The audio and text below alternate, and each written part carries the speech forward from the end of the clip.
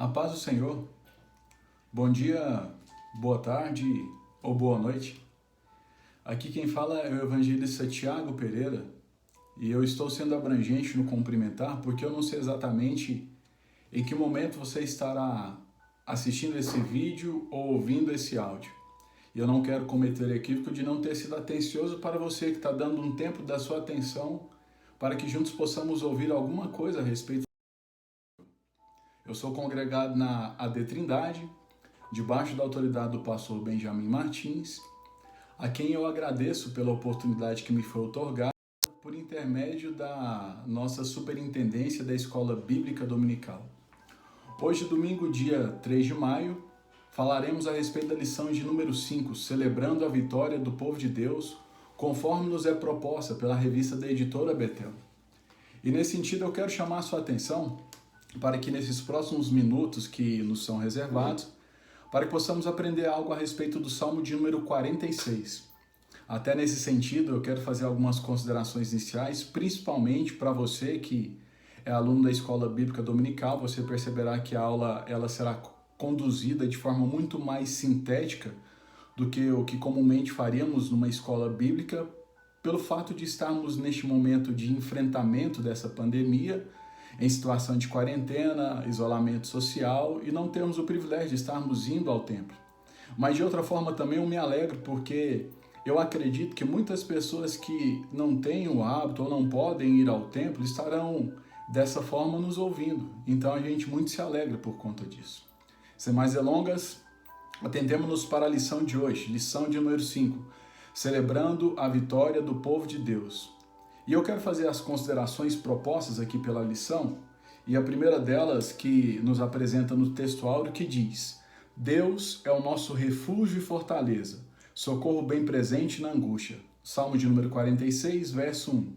Verdade aplicada diz: a segurança do povo de Deus não está nas circunstâncias, mas em Deus, nosso Senhor, refúgio e fortaleza. Os objetivos da lição, os quais irão permear a nossa fala, são os seguintes. Primeiro deles, destacar a proteção do Senhor. Segundo, apresentar as características da cidade de Deus. E terceiro, enfatizar as importantes relações e inspirações. Em sendo assim, eu lhe peço para que, se você tiver condição, pegue uma Bíblia ou talvez acesse a internet, veja um texto, para que possamos juntos ler o Salmo de número 46. O Salmo que será a nossa base referencial para algumas das coisas as quais nós iremos tratar aqui nessa lição.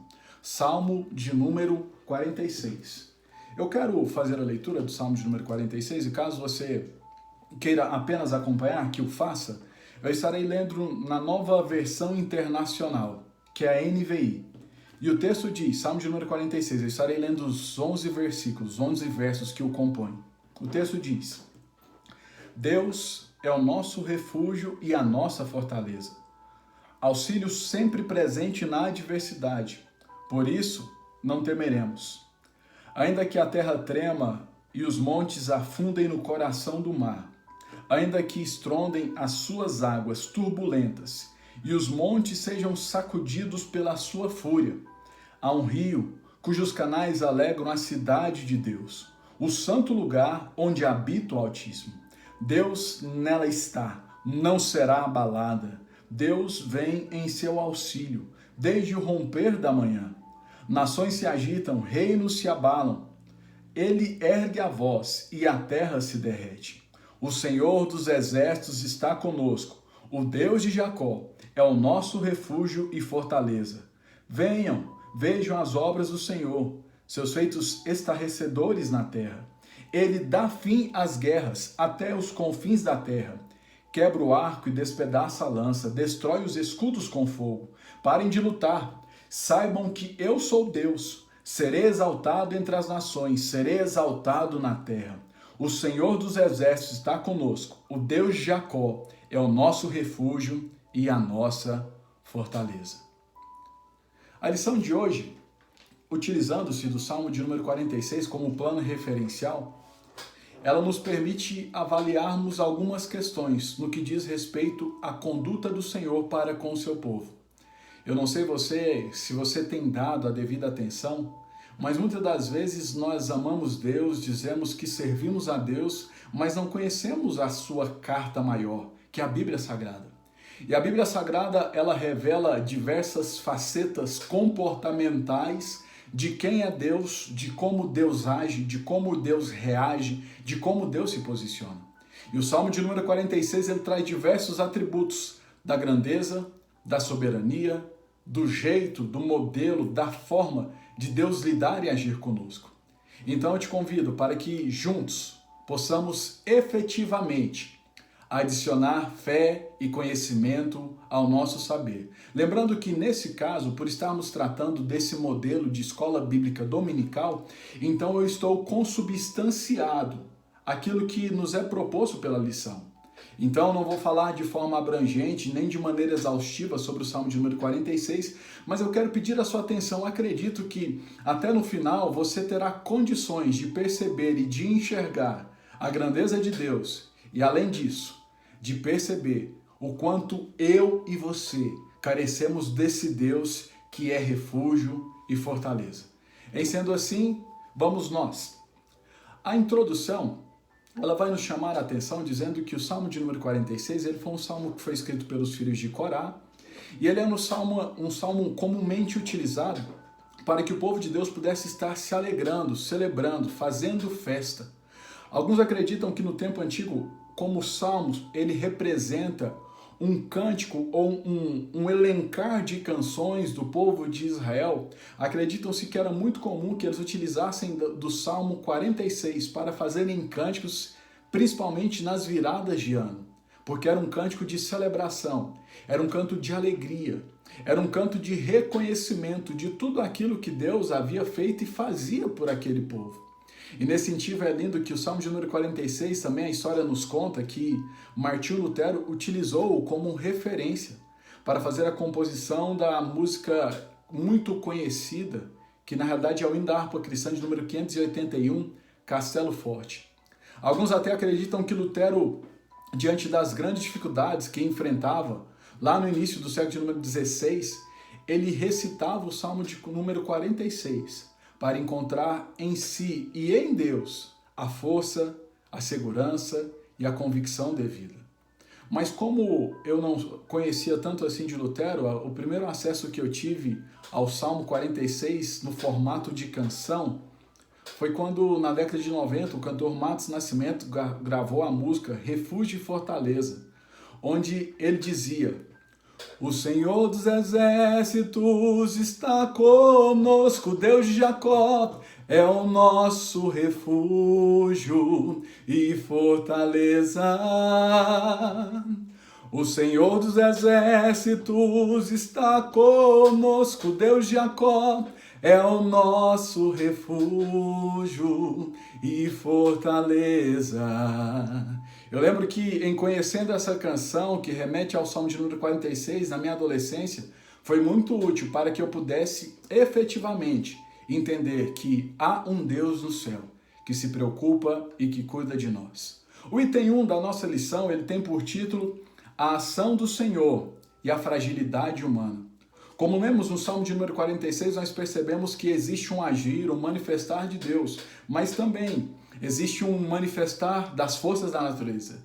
Existe um manifestar e ameaças adversas por parte de outros povos, de outras nações. E também, eu e você, na condição de seres humanos, temos total consciência e clareza do quanto nós somos frágeis, do quanto nós somos efetivamente limitados. Principalmente nessa época de enfrentamento da Covid-19, como nós somos frágeis, como nós somos limitados. E o Salmo de número 46, ele estabelece essa relação sobre a ação do Senhor e a fragilidade humana, sobre forças que aparentemente podem ser opostas, mas se eu e você entendermos, são forças que se juntam, porque na realidade a nossa fragilidade, ela é fortificada na pessoa do nosso Deus. Item 1.1 do Salmo da lição que nos está proposta pela editora Betel, da Escola Bíblica Dominical, diz o título do item 1.1, Deus é o nosso refúgio. O salmo que nós lemos, o Salmo de número 46, ele começa dizendo que de fato Deus é o nosso refúgio. E a palavra refúgio, a palavra hebraica que se aproxima da ideia de refúgio, ela aponta para aquilo que é abrigo para o necessitado. Talvez como eu e você nós não temos muito essa concepção clara dessa linguagem bélica, porque quando o Salmo foi escrito por uma nação e pelos filhos de Corá, que eles precisavam reconhecer que diante das ameaças de outras nações, diante de um contexto militar, Deus era refúgio. E é extraordinário pensarmos sobre isso, porque essa perspectiva de refúgio, essa ideia de abrigo contra o perigo, ela faz com que eu e você possamos entender que talvez, diante dos muitos perigos da vida, nós temos que ter um refúgio. Talvez você não esteja enfrentando efetivamente uma batalha de característica armamentista, mas talvez você pode estar diante de outra situação onde se faz necessário que você reconheça que precisa de um abrigo contra esse perigo que vem contra você. E o melhor de tudo isso que ele diz, Deus é o nosso refúgio. Eu gosto dessa forma porque ele utiliza do pronome possessivo no plural, dizendo que Deus é nosso, que Deus pertence a mim, que Deus pertence a você. Mas esse Deus que se tornou possível de ser alcançado, ele se apresenta na condição de nosso refúgio. É tão lindo isso porque no Salmo de número 91, no versículo 1, ele diz que nós podemos habitar no esconderijo do Altíssimo, que nós podemos nos esconder debaixo das asas desse Deus que é onipotente. Eu quero te chamar a atenção e perguntar, onde você tem habitado? Onde você tem tentado se esconder? É comum que nesse momento que nós vivemos e diante de tantos estresses, diante de tanta depressão, diante de tanta ansiedade, talvez você tenha imaginado que o seu quarto é o seu refúgio. Talvez você tenha imaginado que a sua casa é o seu refúgio. Talvez você está numa agonia grande, pensando em viajar, porque quando você viajava, você refugiava, tirava férias, relaxava. Eu quero te chamar a atenção. Não é exatamente onde você está sobre uma perspectiva física, mas é se você está em Deus ou não. Porque Deus se apresenta como nosso refúgio. E o Salmo 91, no início, diz que nós podemos habitar na sombra, na presença desse refúgio. Então eu te convido para que, se porventura não esteja, que habite. E se você estiver já habitando nesse refúgio, que você se alegre em Deus. Até porque o tema da lição é celebrando a segurança do povo de Deus. Item 1.2 diz que Deus é a nossa fortaleza.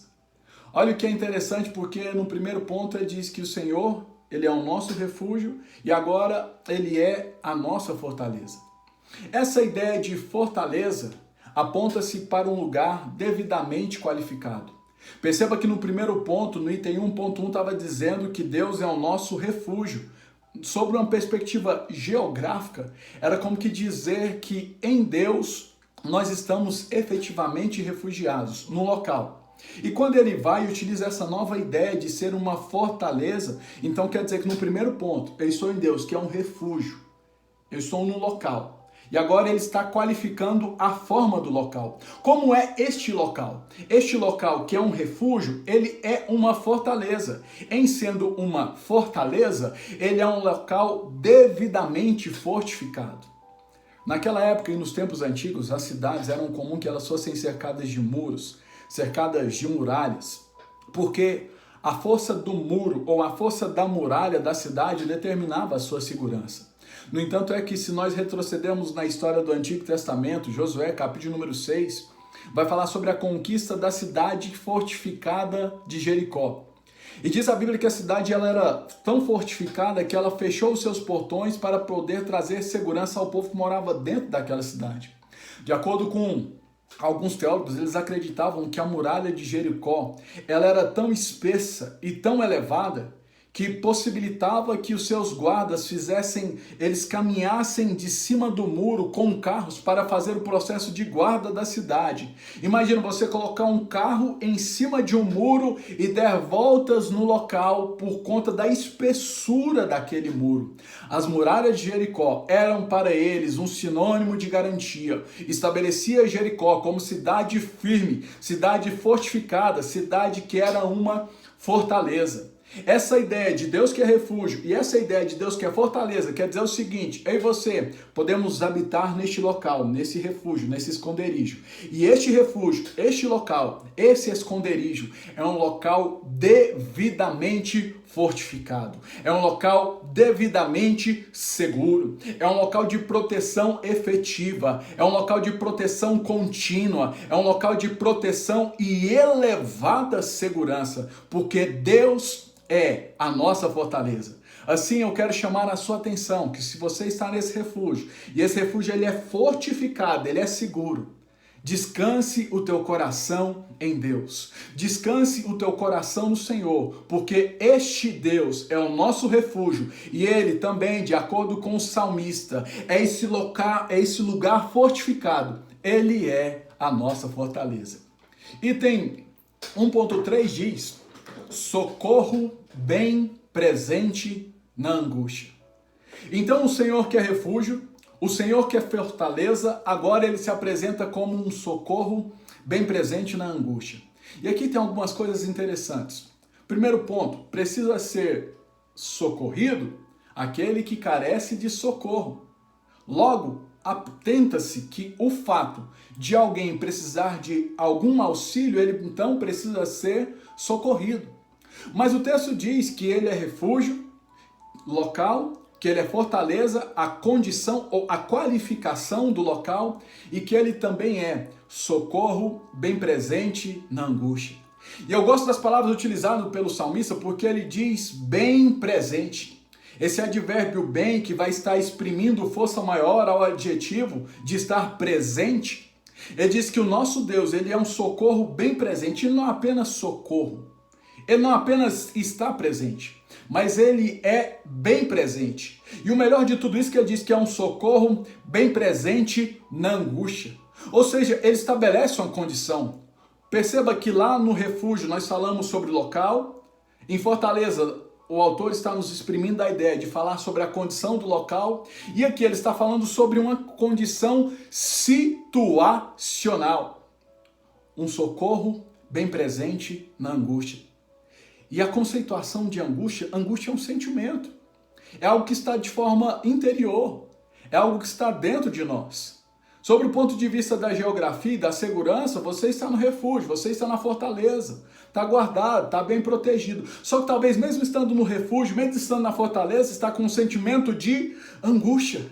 Uma ansiedade elevada, um estresse elevado, um medo, um temor, um calafrio, principalmente nesses momentos que nós estamos vivendo agora em nosso país, onde os números de pessoas que estão morrendo se avolumam nesse momento de distanciamento social. Angústia, algo que está dentro, algo que está na alma. Mas o salmista está dizendo que Deus é o nosso socorro bem presente, principalmente na angústia. Se você está angustiado, se você está aflito de coração, aflito de alma, eu quero dizer para você que o nosso Deus, ele é um socorro bem presente.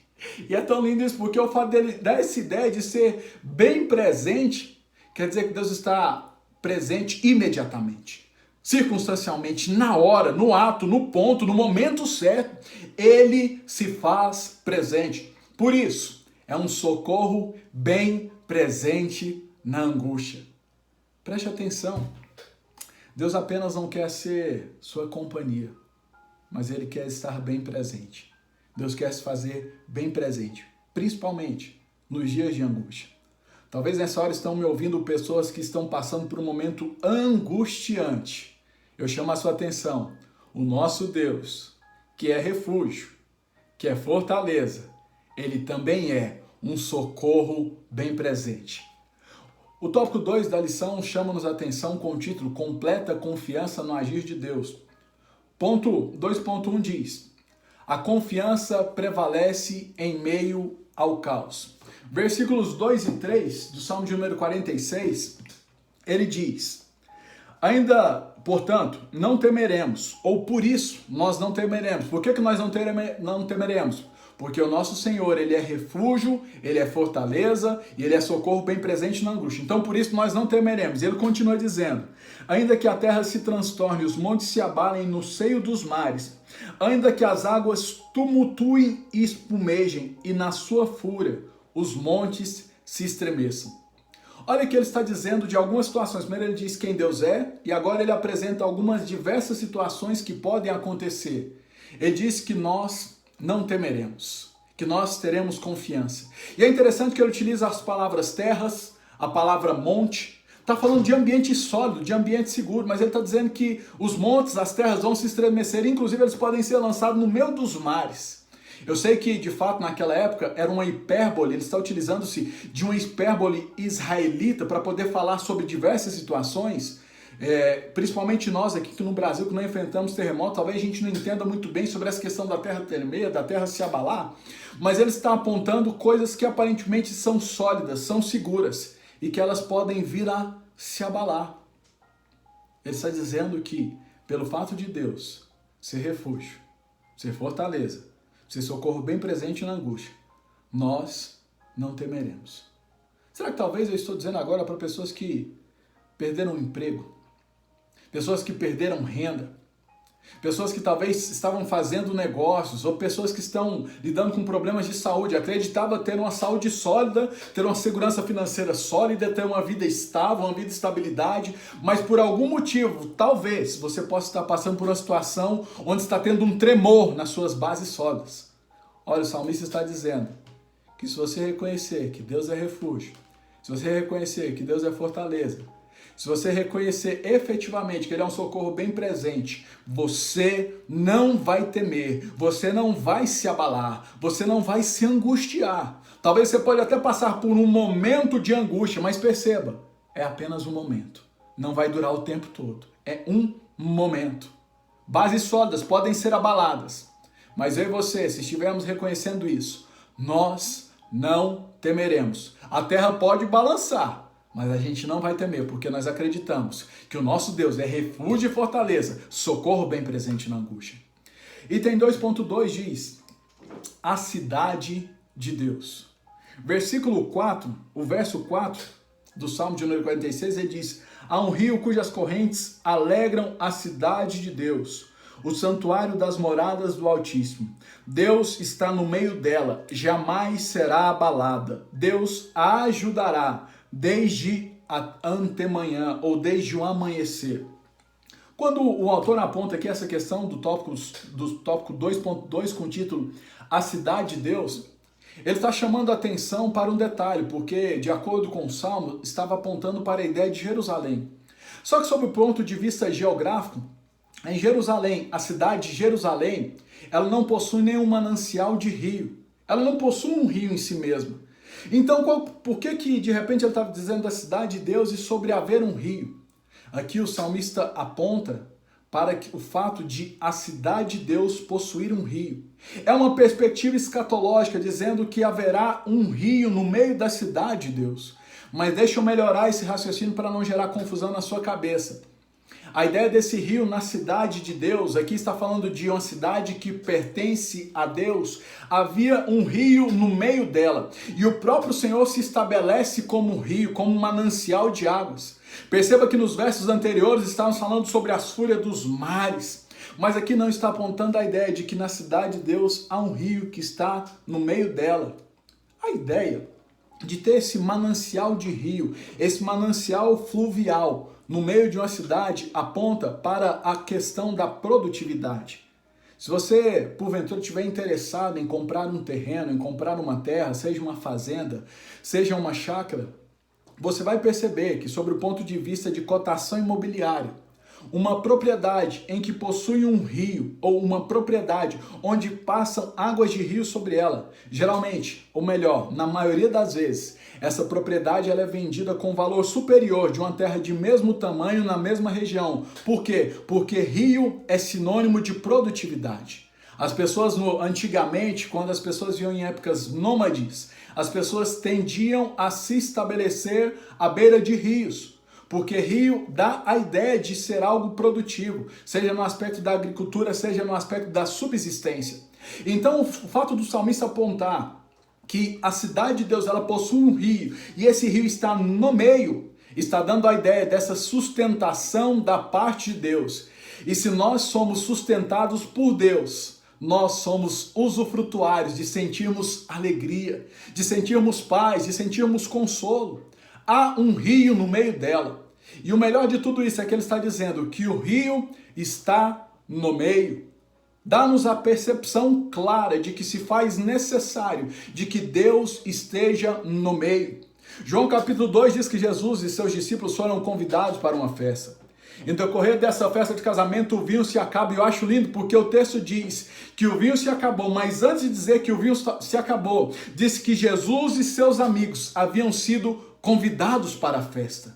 Ou seja, o fato de Jesus estar naquela festa fez com que, mesmo em havendo o vinho acabado, um milagre foi manifesto e a festa foi continuada, a alegria foi manifesta. Sabe o que eu quero dizer com essa ideia de Deus estar no meio, do rio estar no meio da cidade? É que eu e você precisamos que Deus esteja no meio da nossa vida, que Deus esteja envolvido nos nossos negócios, nos nossos afazeres, nas nossas propriedades, em tudo aquilo quanto fazemos ou possuímos. Deus precisa estar no meio, e se Deus estiver no meio, este rio de manancial de vida, a minha e a sua vida, ela é alegre, ela é melhor em Deus, porque há uma cidade onde Deus habita nela, e nesse sentido, eu e você somos cidade, habitação de Deus, mas é necessário que Deus se faça presente no meio.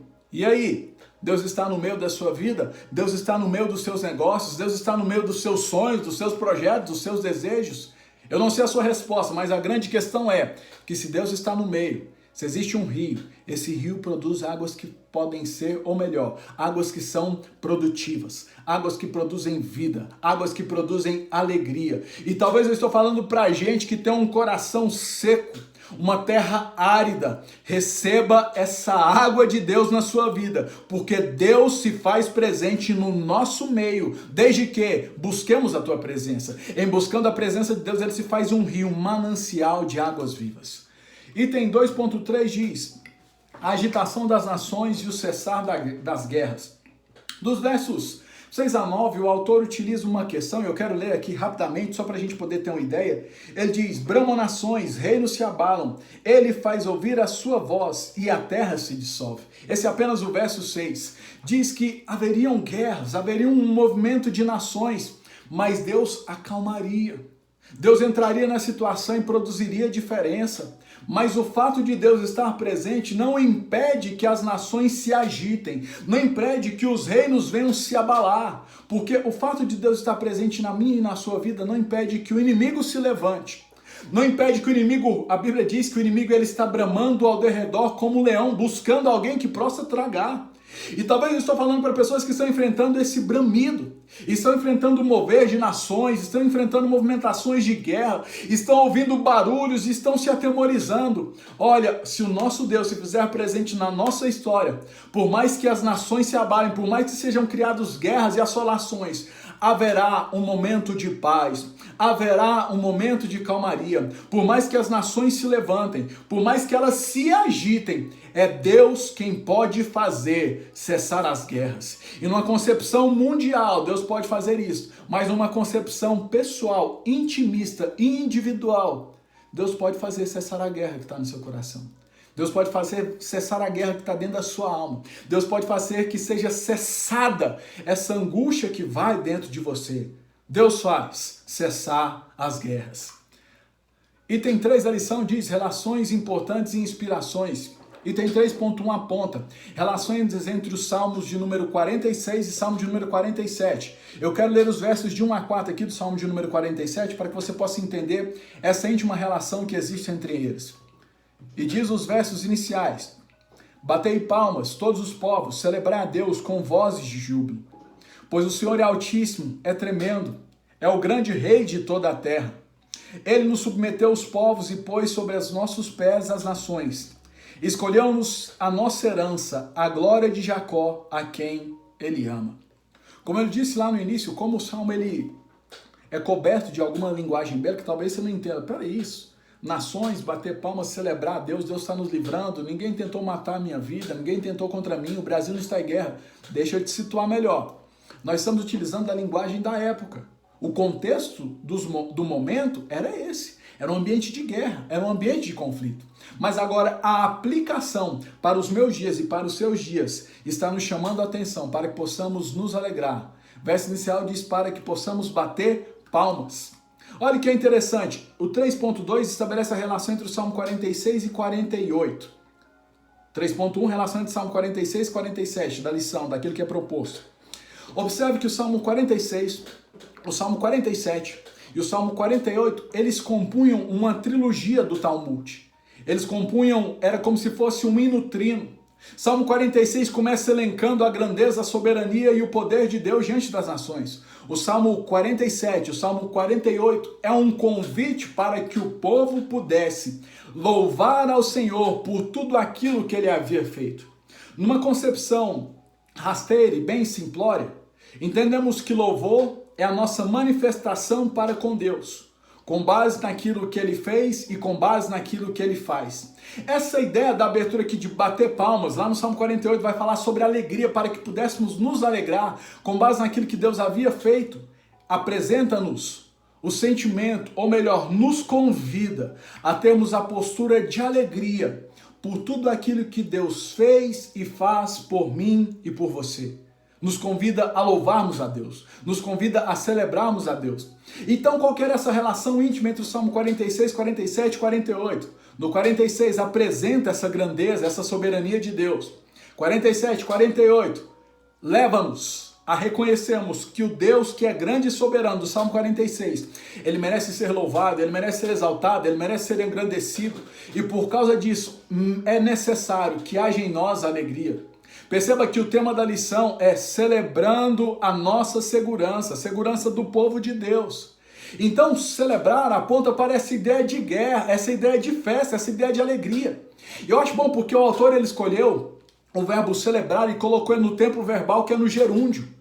O gerúndio aponta a ideia de um ato que é contínuo, celebrando. Então eu te convido para que possa celebrar, para que possa se alegrar, para que possa louvar esse Deus que é refúgio, que é fortaleza, que é socorro bem presente na angústia. Aleluia! Se alegre no Senhor, se alegre em Deus. Talvez as coisas não estão bem hoje, mas se você olhar para a sua vida pregressa, você vai perceber o quanto Deus já te livrou, o quanto Deus já te sustentou, o quanto Deus já foi boníssimo para contigo.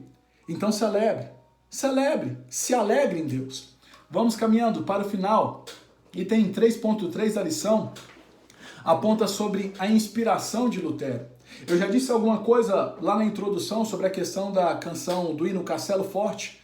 E Lutero, ele enfrentava diversas adversidades, porque Lutero, o teólogo, o pai, ou melhor, aquele que foi o reformador, o pai do protestantismo, aquele que se opôs apresentando diversas questões, o levantar das 95 teses lá em 1518, Lutero utilizou-se, ele que era teólogo e também músico, ele utilizou-se como inspiração do Salmo de número 46 para escrever o hino Castelo Forte. E eu quero ler este hino para você, que diz assim: Castelo forte é nosso Deus, amparo e fortaleza. Com seu poder defende os seus, na luta e na fraqueza. Nos tenta Satanás, com fúria pertinaz, com artimanhas tais e astúcias tão cruéis, que iguais não há na terra. A nossa força nada faz, estamos sim perdidos, mas nosso Deus socorro traz, e somos protegidos. Defende-nos Jesus, o que venceu na cruz, o Senhor dos altos céus, e sendo também Deus, triunfa na batalha. Se nos quisessem devorar, demônios não contados, não nos podiam assustar, nem somos derrotados. O grande acusador dos servos do Senhor já condenado está, vencido cairá por uma só palavra. Que Deus a luta vencerá, sabemos com certeza, e nada nos assustará, com Cristo por defesa. Se temos de perder família, bens, poder, e embora a vida vá, por nós Jesus está, e dar-nos-á seu reino. Letra da canção Castelo Forte, de Martinho Lutero, que está na harpa cristã, número de 581. Castelo Forte é o nosso Deus. Castelo Forte é o nosso Senhor. Ele é a nossa segurança. Eu já estou caminhando para o final. Quero concluir essa lição Mas antes de concluir, eu quero orar com você. E eu quero te agradecer se nesses mais de 30 minutos aí você permaneceu firme. Muito obrigado pela sua atenção. Eu me sinto honrado pelo privilégio de ter tido condição de falar algumas coisas. Eu reitero, eu tentei ao máximo sintetizar, porque a lição é muito mais rica. Eu não consegui exaurir, pelo contrário. Eu dei apenas uma visão panorâmica, porque aqui teria muitas outras coisas que pudéssemos falar. Mas antes de concluir, debaixo da temática dessa lição, eu quero chamar a sua atenção, lembrando de um fato que aconteceu em 2004, uma cidade da província da Indonésia, no dia 24 de dezembro de 2004, aproximadamente 400 cristãos, eles queriam realizar um Natal em praça pública. Foram até as autoridades do local, pediram para que pudesse realizar o evento de Natal numa praça pública no período de 24 para 25, mas não foi permitido. Então eles orando e pensando como é que eles poderiam fazer para festejar o Natal de forma diferente naquele ano de 2004, decidiram então subir para um pico de uma montanha e fazer uma festa de Natal de celebração a Deus. E eles saíram no dia 24 com previsão de retorno apenas no dia 26 de dezembro. Conta-nos, e você já deve ter visto o que aconteceu, às 7 horas e 59 minutos do dia 26 de dezembro do ano de 2004, teve um terremoto no Oceano Índico que provocou uma tsunami. E por conta do provocar dessa tsunami, na ocasião, mais de 220 mil pessoas morreram e 1,5 milhões de pessoas ficaram desabrigadas. Mas esse pessoal que subiu para o cume do monte estava lá festejando, estava lá se alegrando. Só descobriram da tsunami, de todo aquele caos que havia sido realizado, depois que eles desceram, depois que eles terminaram o seu evento de celebração. Perceba que eles sabiam que Deus era refúgio e fortaleza e socorro bem presente. Eu estou citando apenas um exemplo de pessoas que foram guardadas, porque elas foram para o cume do monte, num ambiente de controvérsia, onde não puderam fazer a reunião em praça pública, para poderem celebrar o Natal ao Senhor. O que eu quero dizer com isso? Eu quero encerrar dizendo que esse Deus, que é refúgio, que é fortaleza, que é socorro bem presente na angústia, Ele pode livrar a minha vida e Ele pode livrar a sua vida, de quaisquer que sejam as circunstâncias. Então, nesse sentido, eu quero te convidar para que feche os olhos, eu quero orar por você agora. Querido Deus, eu te dou graça por essa palavra. Eu te bendigo ao Senhor por entender que o Senhor é o nosso refúgio e fortaleza, e esse socorro bem presente na angústia. E eu quero lhe pedir ao Pai para que no nome do Senhor Jesus, o Senhor possa estar indo de encontro com cada demanda, com cada necessidade, com cada carência de cada um daqueles que ouviram dessa lição. E eu lhe peço ao Pai para que sejamos motivados a celebrarmos ao Senhor, por entendermos que nós temos segurança em Deus. Então eu lhe peço, meu Deus, abençoa a vida de cada um dos teus filhos e filhas, e nos mantém bem sustentados diante de Ti, e que possamos, ó Deus, nos alegrarmos, mesmo que enfrentemos dias difíceis, que possamos celebrar, porque em Ti está a nossa segurança. Eu te bendigo, ó Pai, e te agradeço, ó Deus. Seja sobre nós, em nome de Jesus. Uma vez mais, muito obrigado.